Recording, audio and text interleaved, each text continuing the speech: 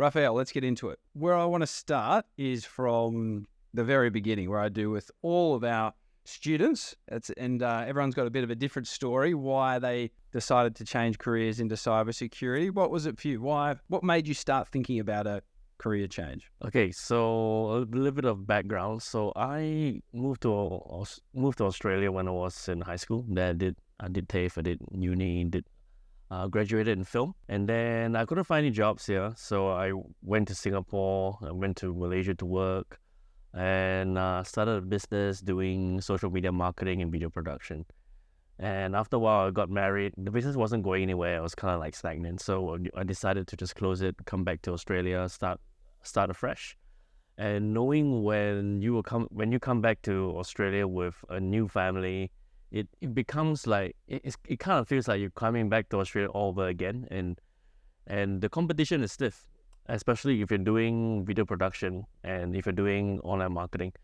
You're not just competing with people locally on the ground, but you're also competing with very skilled migrants coming in.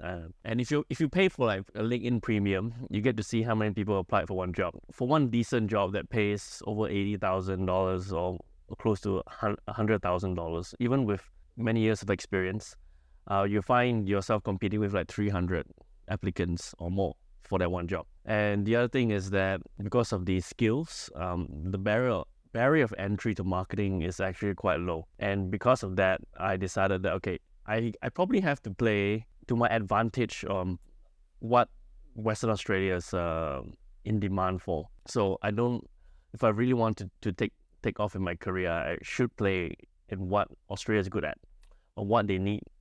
And so when I went through, I think I was either a Facebook ad or something. I clicked on Cyber Revolution, and Jake was the one that called me, and we went through a little bit. Yeah, I discussed with my wife. I was like, I think this is pretty good, because I used to do a programming bootcamp before in Malaysia, doing iOS development, but because I didn't have any mentorship, any guidance, I didn't really know how to go or where to go from there. So what I did was I thought about it. I was like, okay, I'm going to invest this much of money and time, and on top of that, you got to take care of your wife, your kid, and so I took quite a bit of time off. Initially, it was tough. The first 6 months was just to get the first exam done from CompTIA A+, because I had to juggle work and studies, and because it's all brand new to me, I was just like, how does this work? But it only took me about, I think, 2 to 3 months to get the second exam done, and then I got like my first certification. And after that, I told Isabella, my support officer, like, let's try to go for gold. Like, let's try to finish all these pieces of paper by end of the year. But what I also noticed is that when you're trying to look for a spot, especially in the IT world, there are businesses out there that are looking to hire people who have no experience before.